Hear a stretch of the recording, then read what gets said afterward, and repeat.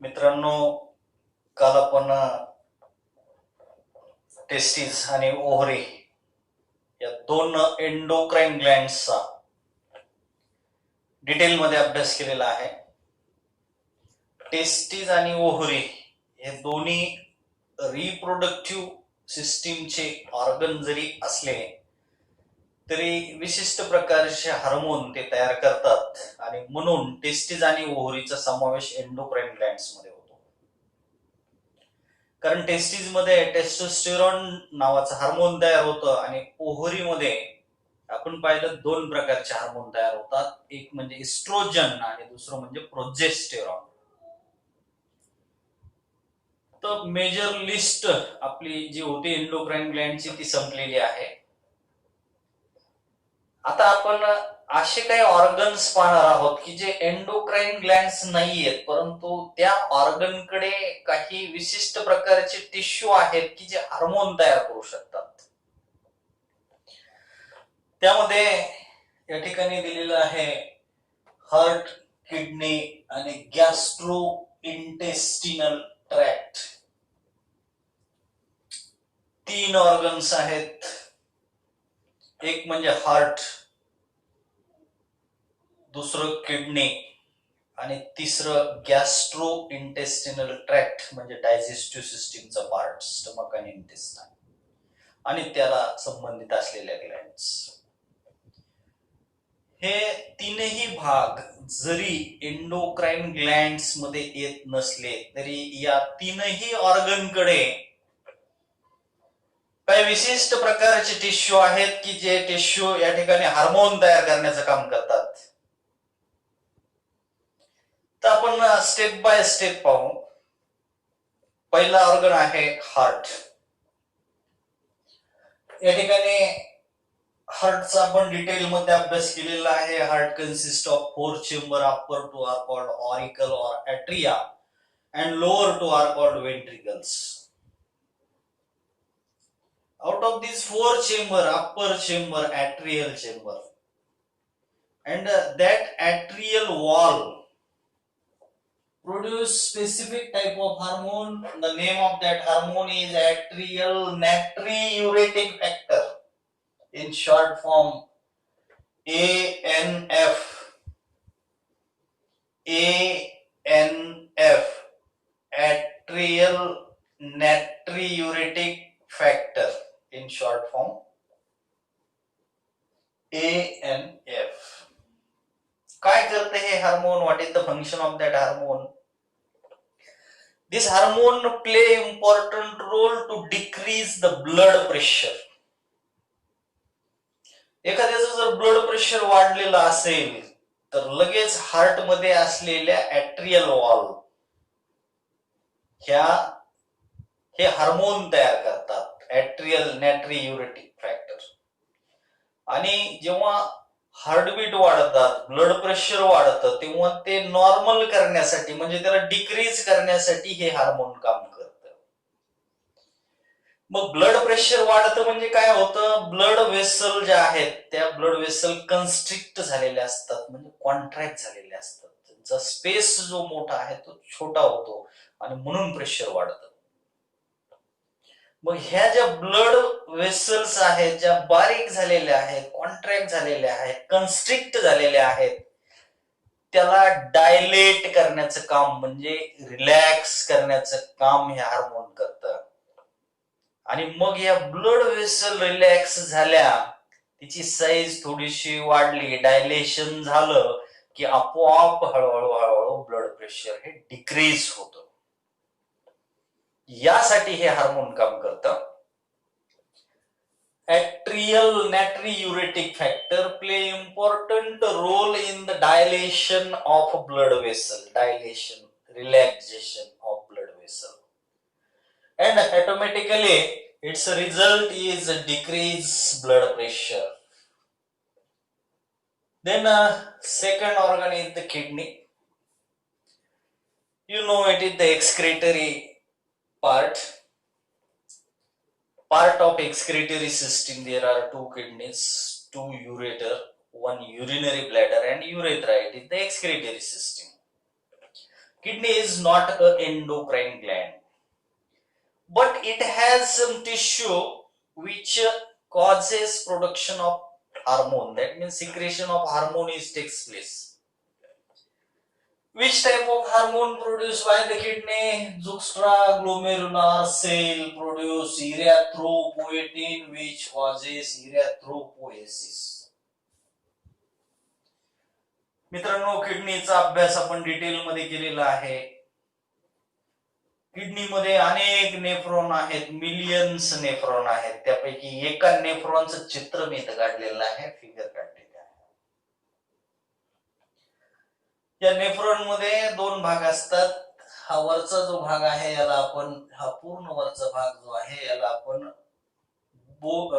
मल्फिजियन body असं म्हणतो, आणि उरलेलं हे ट्यूब लाईक जे स्ट्रक्चर आहे त्याला रिनल ट्युब्यूल असं म्हणतात. म्हणजे नेफ्रॉन दोन भागापासून बनलेला आहे. It is made up of two part, first Malpighian body and remaining renal tubule. In Malpighian body, there are two parts. One is glomerulus and another is Bowman's capsule. Combinedly together known as Malpighian body.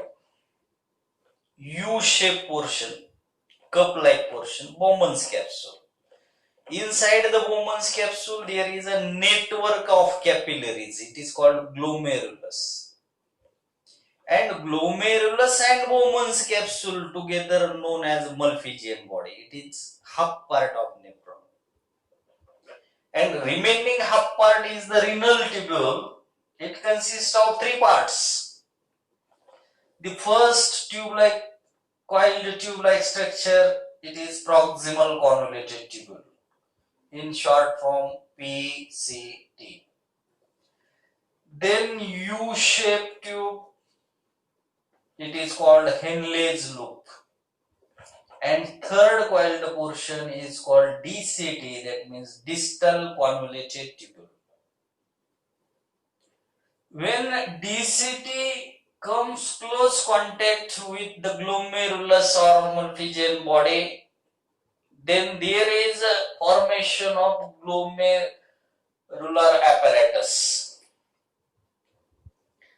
Especially it is called juxtaglomerular apparatus. हा मल्फिजियन बॉडीचा part आणि renal ट्युब्यूल जेव्हा एकमेकाला चिकटतं, joint होतं, तेव्हा तो जो joint आहे त्याला जुक्स्ट्राग्लोमेरुलर apparatus असं म्हणतात. आणि हा जो चिकटलेला भाग आहे जुक्स्ट्राग्लोमेरुलर apparatus मध्ये जे काय सेल्स असतील, या जॉइंट वर असलेले cells which are present inside the juxtaglomerular apparatus, that means at the point of joint, these cells produce special types of hormone, and name of that hormone is erythropoietin. Erythropoietin. And its function is formation of RBC, that means erythrocyte. RBCs are also called erythrocyte. RBC production. Erythropoietin hormone produce or RBCs, formation of RBCs, and that process of formation of RBCs is called erythropoiesis. Erythropoietin causes erythropoiesis, that means formation of RBC. Then third important part which produce hormone, it is gastrointestinal tract. Gastrointestinal tract produce four types of hormones. The first hormone is gastrin, and from its name it is clear that it is concerned with gastric juice, concerned with gastric glands, and gastric glands are present inside the stomach. मध्ये gastric Gland आहेत आणि त्या gastric ग्लँडवर ते attack करतं म्हणून त्याचं नाव आहे gastrin. Gastric ग्लँडवर attack करतं म्हणजे काय करतं की गॅस्ट्रिक ग्लँडला त्याचे सिक्रिशन तयार करायला लावतं आणि ते दोन प्रकारचे सिक्रिशन आहेत. एक म्हणजे हायड्रोक्लोरिक ऍसिड आणि दुसरं म्हणजे पेप्सिनोजेन. हे दोन सिक्रिशन हायड्रोक्लोरिक ऍसिड आणि पेप्सिनोजेन गॅस्ट्रिक ग्लँड तयार करतात, ज्या ग्लँड स्टमक मध्ये आहेत. या ग्लँडला स्टिम्युलेट करणारा हार्मोन असल्यामुळे त्याला गॅस्ट्रिन असं नाव दिलेलं आहे आणि हे पहिलं हार्मोन आहे गॅस्ट्रो इंटेस्टिनल ट्रॅक्ट मध्ये असलेलं. त्यानंतर दुसरं हार्मोन आहे या ठिकाणी सिक्रेटिन. सिक्रेटिन हे काय करतं, पॅनक्रियाजवर अटॅक करतं आणि आपण पाहिलं पॅनक्रियाज ही मिक्स्ड ग्लँड आहे, half part endocrine half part एक्झोक्राइन.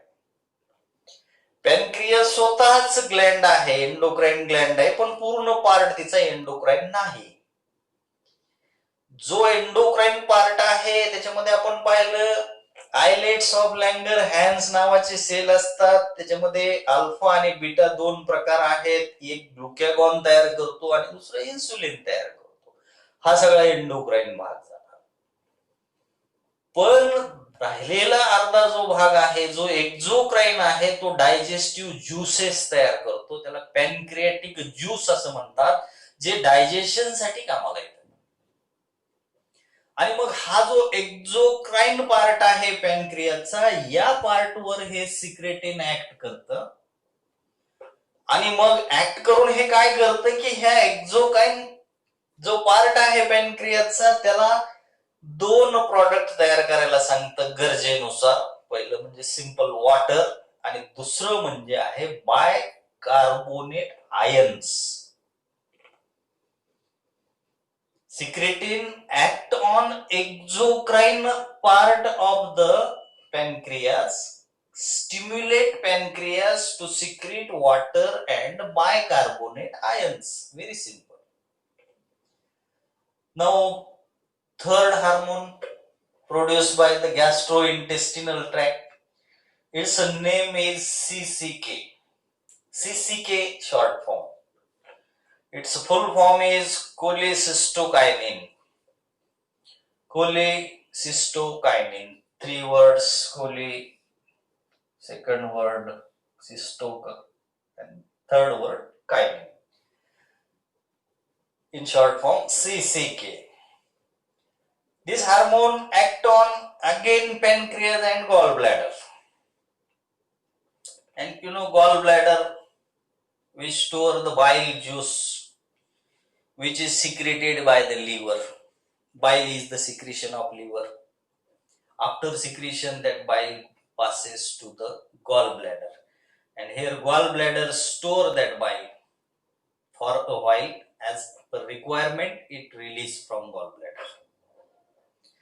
गॉलब्लॅडर आणि पॅनक्रियास या दोन ऑर्गनवर हे CCK म्हणजे कोलेसिस्टोकायनिन ऍक्ट करतात आणि ऍक्ट करून ते काय करतं, या ठिकाणी पॅनक्रियाज मध्ये पॅनक्रियाटिक एन्झाईम तयार करतं आणि गॉल ब्लॅडर मध्ये बाईल ज्यूसला सिक्रेट करतं.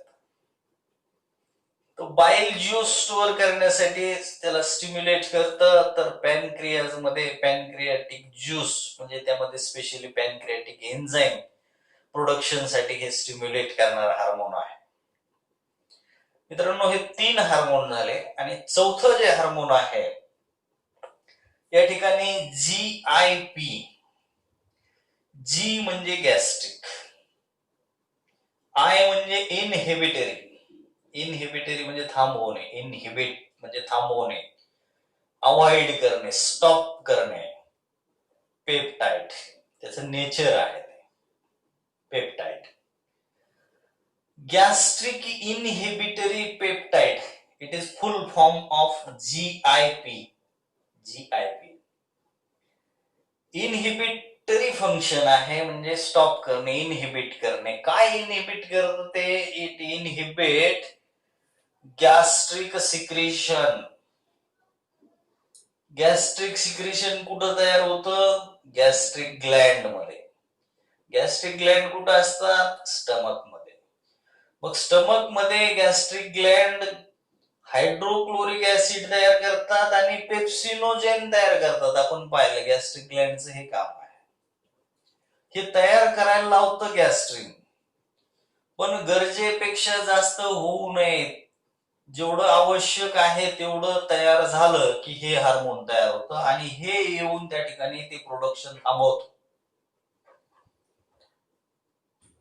पुन्हा त्याला तयार करू देत नाही. जेवढं गरजेपुरतं आहे, आवश्यक आहे तेवढं गॅस्ट्रिननं तयार केलं की नंतर ते गॅस्ट्रिनचं काम बंद पाडतं जाऊन. आणि म्हणून या ठिकाणी हे दिलंय, inhibit gastric secretion. Gastric Gland मध्ये तयार होणारा हायड्रोक्लोरिक ऍसिड असेल, पेप्सिनोजेन असेल, एकदा कामापुरतं तयार झालं की तिथं जाऊन त्यांना स्टॉप करणं. त्यानंतर हे 4 हार्मोन आपण पाहिले गॅस्ट्रो इंटेस्टिनल ट्रॅक्टचे. त्यानंतर शरीरामध्ये आणखी काही टिश्यू आहेत ज्या की एंडोक्राइन ग्लँडशी संबंधित नाहीयेत, एंडोक्राइनचा पार्ट नाहीयेत, पण हे टिश्यू नॉर्मल ग्रोथसाठी वेगवेगळ्या प्रकारचे गरजेनुसार हार्मोन तयार करतात. आणि म्हणून या ठिकाणी साधारण नॉर्मल ग्रोथसाठी त्याला ग्रोथ फॅक्टर असं नाव दिलंय. हे जे जे टिश्यू आहेत, आतापर्यंत आपण ज्या एंडोक्राइन ग्लँड पाहिल्या, या एंडोक्राइन ग्लँड सोडून, सगळ्या एंडोक्राइन ग्लँड सोडून, त्या व्यतिरिक्त हार्ट, किडनी आणि गॅस्ट्रो इंटेस्टिनल ट्रॅक्ट सोडून पुन्हा शरीरामध्ये काही ठिकाणी हे छोटे छोटे टिश्यू आहेत की जे नॉर्मल ग्रोथसाठी, नॉर्मल मेटाबॉलिझमसाठी मदत करत असतात आणि त्यालाच आपण या ठिकाणी ग्रोथ फॅक्टर म्हणून ओळखतो. मित्रांनो, अतिशय सोपा आहे, खूप छोटा भाग आहे. या ठिकाणी 3 पार्ट आपण पाहिले, एक म्हणजे हार्ट, दुसरं किडनी आणि तिसरं गॅस्ट्रो इंटेस्टिनल ट्रॅक्ट. हार्ट मध्ये काय लक्षात ठेवायचं की ऍट्रियल वॉल ज्या आहेत ऍट्रियमच्या, त्या वॉल नायट्रियुरेटिक फॅक्टर नावाचं हार्मोन तयार करतात आणि हे हार्मोन ब्लड प्रेशर डिक्रीज करण्याचं काम करतं. कसं करतं मी तुम्हाला आत्ताच सांगितलं. दुसरं किडनीच्या बाबतीमध्ये, किडनीमध्ये जो जुक्स्ट्रा ग्लोमेरुलार सेल आहेत त्या जॉईंटवर असलेले, ते सेल या ठिकाणी इरॅथ्रोपोएटिन तयार करतात, जे ज्याचं काम आहे इरॅथ्रोपोएसिस. पोएसिस म्हणजे तयार करणे आणि इरॅथ्रो म्हणजे आरबीसी. आरबीसी फॉर्मेशन हे त्याचं फंक्शन आहे. तिसरं, गॅस्ट्रो इंटेस्टिनल ट्रॅक्ट मध्ये 4 हार्मोनची नावं लक्षात ठेवायची. पहिलं असेल गॅस्ट्रिन, दुसरं असेल सिक्रेटिन, तिसरं सीसीके आणि चौथं आता आपण जे पाहिलं जीआयपी. गॅस्ट्रिन काय करतं? गॅस्ट्रिक ग्लँडला स्टिम्युलेट करतं गॅस्ट्रिक ज्यूस तयार करण्यासाठी, म्हणजे हायड्रोक्लोरिक ऍसिड आणि पेप्सिनोजेन. सिक्रेटिन काय करतं? पॅनक्रियाजवर ऍक्ट होतं आणि त्याला या ठिकाणी वॉटर आणि बायकार्बोनेट्स आयन्स तयार करायला लावतं. सीसीके कोलिसिस्टोकायनाइन काय करतं? या ठिकाणी पॅनक्रियाजवर बी ऍक्ट होतं आणि गॉल ब्लॅडरवर बी होतं. पॅनक्रियाजला ते पॅनक्रियाटिक एन्झाइम्स तयार करायला होतं आणि गॉल ब्लॅडरला या ठिकाणी बाईल ज्यूस तयार करायला होतं किंवा स्टोअर करायला स्टिम्युलेट करतं. आणि चौथं जे आहे त्याचं नावच आहे गॅस्ट्रिक इनहिबिटरी पेप्टाइड, म्हणजे ते गॅस्ट्रिक ग्लँडनं जे गॅस्ट्रिक ज्यूस तयार करत आहे त्याला जाऊन इनहिबिट करतं, म्हणजे थांबवतं. अशा पद्धतीने हे 4 हार्मोन गॅस्ट्रो इंटेस्टिनल ट्रॅक्ट मध्ये काम करत असतात. आणि दुसरं महत्वाचं, या सगळ्या endocrine glands, pituitary, pineal, thyroid, parathyroid, thymus, adrenal gland, islets of Langerhans म्हणजे पॅनक्रियाज, टेस्टीज, ओव्हरी, या सगळ्या ग्लँड जर सोडल्या तर हे 3 पार्ट जसं या ठिकाणी वेगवेगळे हार्मोन तयार करण्यासाठी मदत करतात, तसंच बॉडीमध्ये काही टिश्यू आहेत जे या ठिकाणी ग्रोथ फॅक्टर म्हणून सुद्धा काम करतात. मित्रांनो, या ठिकाणी आपण थांबू. या चॅप्टरचं शेवटचं बीट आहे, छोटस शेवटचं राहिलेलं बीट आपण पुढच्या लेक्चरमध्ये पाहू. थँक्यू.